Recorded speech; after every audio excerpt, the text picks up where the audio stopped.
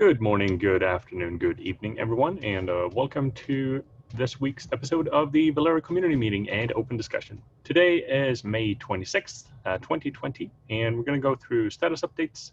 Of course, we're going to talk about the new release and some discussion topics. So with that, I'm sharing the HackMD and the chat if you want to add anything in there, and I'm going to share my screen so we can all see what we're talking about.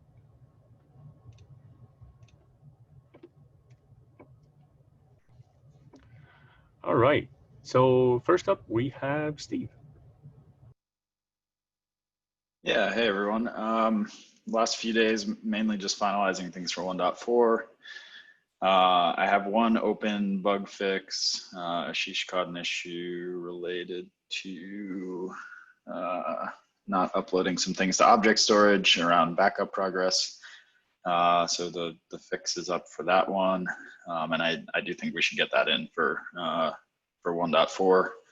I tested it last week. It's a pretty small fix and everything looked good. I was looking through the open issues that have come in, and there's another one here around Restic restores not working properly with a custom CA cert, which I just looked into, and this is a legitimate bug.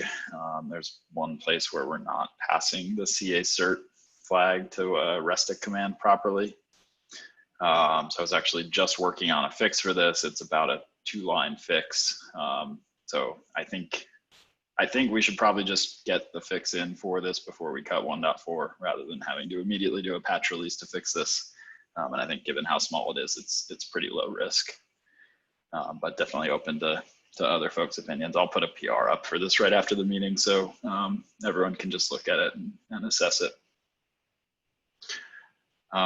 Those are the main things. And then I also spent a little bit of time just doing some brainstorming on multi-tenancy since it's a thing that we've talked about for a while and definitely want to tackle on our roadmap, just trying to get some initial thoughts formed and written down. So right now I just have some notes for myself, but I will work on putting some more notes into the relevant issues over the coming week or two. You want to spend some time on multi-tenancy and the discussion topic? Not today. Maybe next week I could do it, but it's, given the long weekend, I haven't really spent much time thinking about it this morning. I don't have anything prepared, but yeah, I'd be happy to talk some more about it next meeting. Okay, Steve. Oh, go ahead, Stephanie, sorry. Oh, sorry, I was going to say, Jonas and Steve, we can definitely find a touch base on this in the community meeting next week. And Steve, I do have some details that I'll share with you as well, so we can talk through those this week. I think that would be great. Okay, perfect.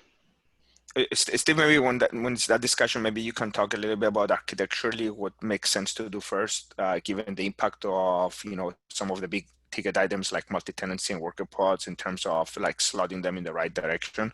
That'd be a good part of the discussion. So when you guys talk about that. Okay, yeah, sure. Awesome. Any other questions, comments for Steve?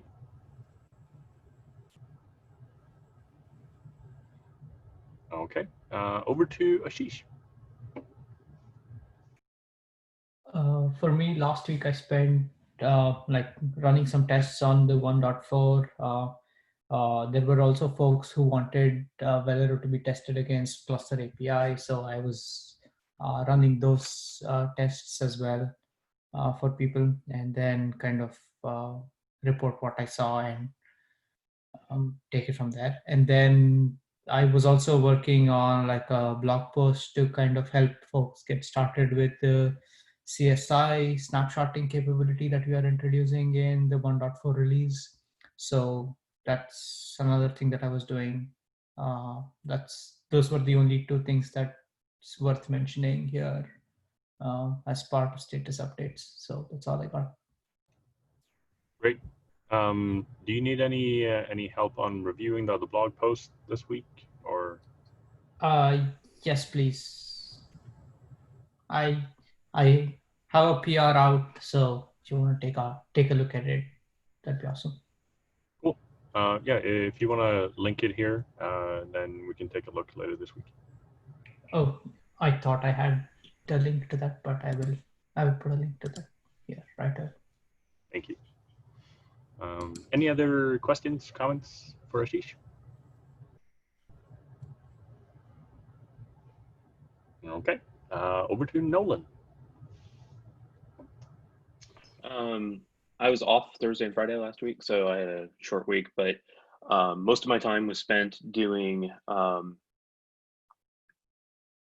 testing on 1.4. I still owe folks all my bash harnesses for spinning up kind and GKE clusters.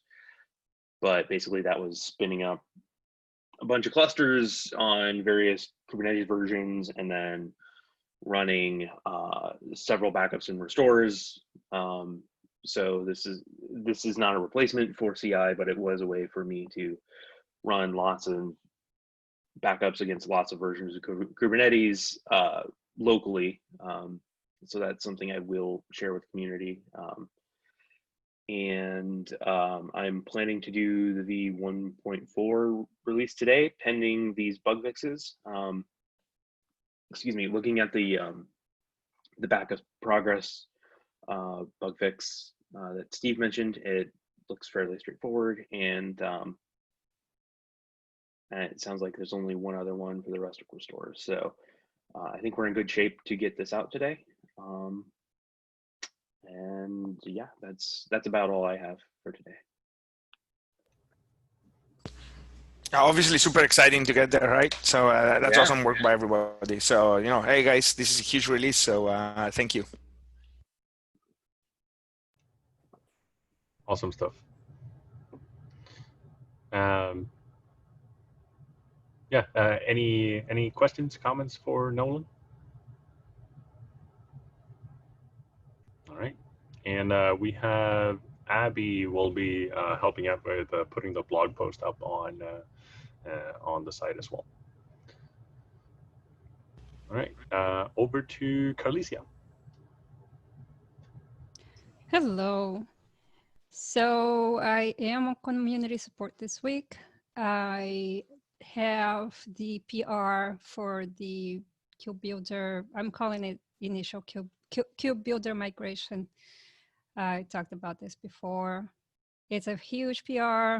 It's has a potential. It's not a top priority for sure, but has potential to go stale real quickly because it touched so many parts of the code. And I also did I did a little video showing like a walkthrough of the points that I wanted people to pay attention. So that might be annoying or that might be helpful. I figured I would give experiments with this.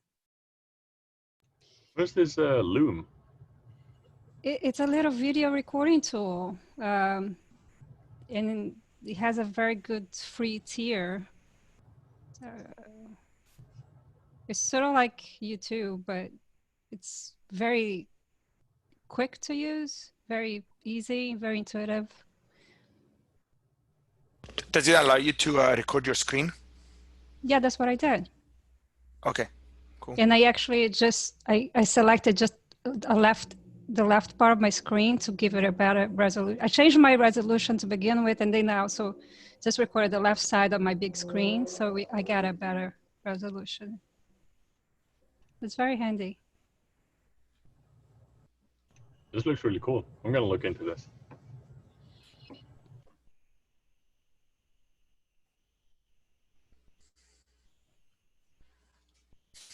Now that we're all gonna look into it, the free tier is gonna go away very quickly. Yeah, thanks, guys.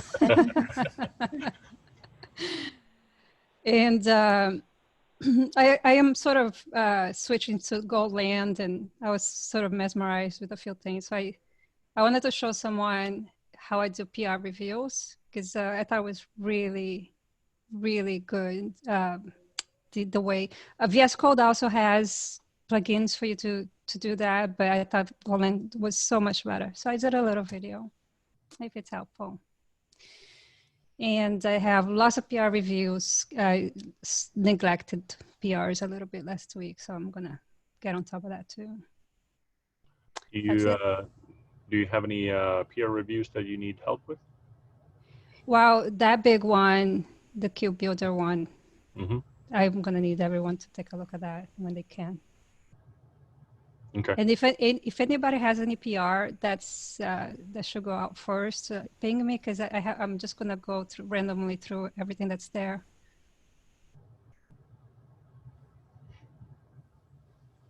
Sounds good. I'm gonna watch this video as well.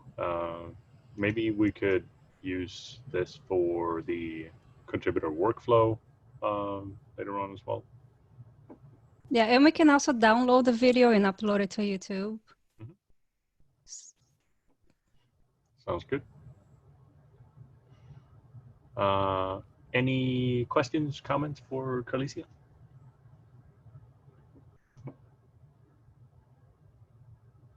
All right, awesome. Moving into discussion topics. Stephanie. Hey, good morning, everyone. So we're looking to add a better way to kind of help the community provide responses to feature requests in the backlog, and a better way to quantify those responses. So we've filed a feature enhancement request against our feature request template. We are looking to add an upvote, downvote capability to our feature request template to allow everyone in the community to vote for features that they're really interested in if it's a favorable vote, or also indicate that this is something that they're not interested in by downvote. So it would be kind of an easy click-through experience for users, and would give us a way to quickly quantify, what's most interesting to the community. So you can see Jonas is showing the feature request that we filed here, and we're interested in hearing their thoughts about this. It's something that we're looking to, implement and trial run in the next few weeks, and we're looking forward to hearing from you all on this. So just to show what this could look like, here's the feature enhancement request issue template, modified it a bit. So just adding in here something like vote on this issue, thumbs up for I want this now, thumbs down for this isn't what I want from Velero, or something like that. What's neat about this is that you can actually filter on issues and filter on PRs on thumbs up and down, thumbs down. So we can see the ones that have the most thumbs up, the issues that have the most thumbs up, which can then be useful for, as Stephanie said, quantifying which issues are seen as important by the community. So I have a question on this. So by the way, this is awesome. The way that the way I've seen some of these communities work very well, is as items get upvoted or downvoted, they need to show up in a dashboard that makes it easy for people, like what you mentioned earlier, that filtering, Jonas. Are we going to make that filtering public for everybody? Oh, yeah. I think, yes. Okay. Yes, so we will make the filtering public for everyone, and basically what we kind of want to get to is a community pulse. So every week on the community meetings, we can provide that pulse. We can kind of go through it and say, okay, we have top 5 issues, top 10 issues, things like that. So we will make that public, and we will have some sort of mechanism each week for highlighting those issues during the discussions. So if you head over to Velero's issues, you can actually click on sort and sort on thumbs up. Yeah, but people probably won't do that. So maybe you need to put some specific page in there on our website, or somewhere that tells them, hey, you guys want to know where the Velero roadmap is? Go visit this GitHub project board. If you want to influence the Velero roadmap and you want to see what kind of things people also want and see if they align with your needs, go here and take them to the filter view, because otherwise not a lot of people are going to figure out to sort by thumbs up to see what other people are looking for. Yeah, totally get that. I just wanted to show that this is already public. Absolutely. So, cool, thanks. Yeah, we want to make sure that everyone knows where to go and how to interact. So having this in the contributing guide, just as a simple, hey, here's how you vote on issues, link to all these filters as well, and then from the roadmap MD, have this linked as well. Here are the issues that we'll take a look that in the roadmap in the future, yada, yada, yada. So, Perfect. And one last question. If someone thumbs up a comment versus the initial thing, does it also count?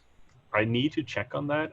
I'm not sure if that counts. I think it's only the initial issue. Nolan, you're shaking your head. Yeah, I think it's just counting reactions. The little reaction thing you can put on versus a comment with an emoji.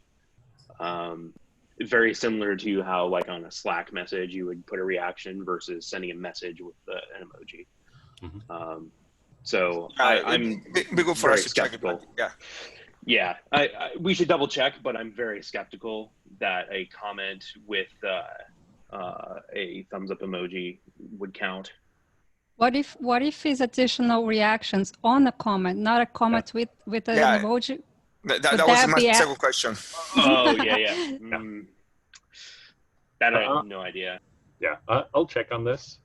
See if it also counts thumbs up on comments, because that could give a false positive, of course. But yeah, well, I'll check this out. This is an easy way to do it, and I think, I'll check on that. See if we can sort on first comment or something like that as well. That's very handy though, because we do have some issues that have some significant greater number of thumbs up.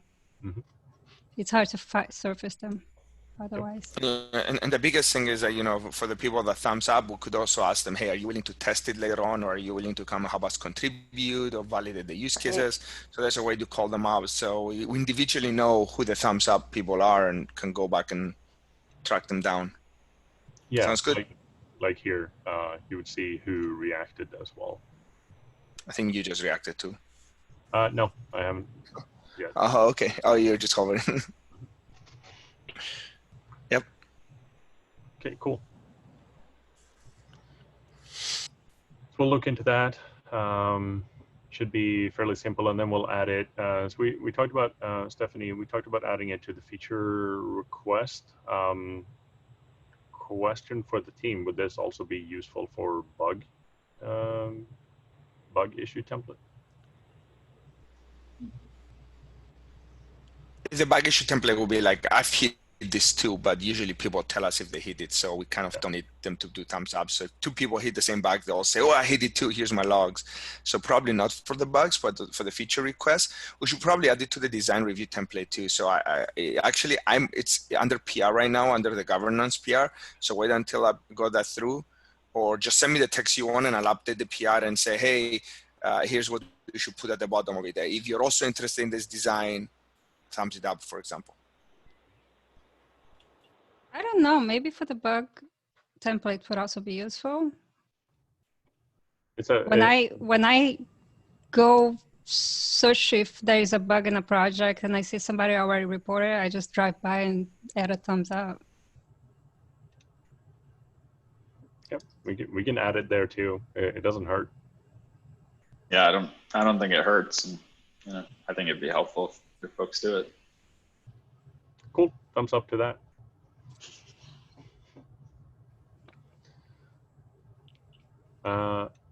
Is there anything else anyone wanted to bring up to the table today? I just want to basically mention that we have both the governance as well as the roadmap PR out there. So folks, please go ahead and read it, add comments. I know Steve has added comments to the roadmap. I agree with, I think 95% of his comments. I think there's one that we didn't completely agree with. I don't remember now which one it was. So other than that, you know, everybody go read it. You know, we kind of have a high level analysis of where we want to go and how we want to manage the project moving forward. So, you know, I think, you know, now that 1.4 is going to go out, it'd be good for us to actually finalize it. Maybe the governance PR, and then within the next few days also finalize the roadmap. So take the next couple of days, add some comments. Let's just say end of the week to merge the PRs. Is that a reasonable time frame? 4 more days? I think that's a good goal. Okay, cool. Especially for governance. Yeah, I mean, if we have questions and concerns that aren't resolved, obviously we won't resolve them. But if everything's quiet, that lazy consensus comes up.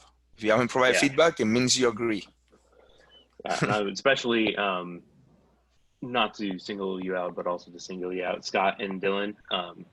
You do have been some of our more active contributors, and so I would especially appreciate your feedback on the governance. Yeah, happy to. Thank you. Thank you, folks. Awesome. Thank you. Anything else for this?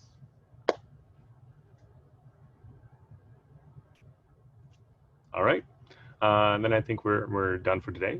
Short meeting. Everyone's heads down. Everyone is heads down. Getting 1.4 out the door. Making sure this happens. So thank you everyone for joining today. And yeah, looking forward to blasting out the news about the new release shortly here. Yeah, congrats everybody. Thank you. Great job, everyone. Great job. Have a fantastic week, everyone. Yeah. Bye. Here. Bye. Bye.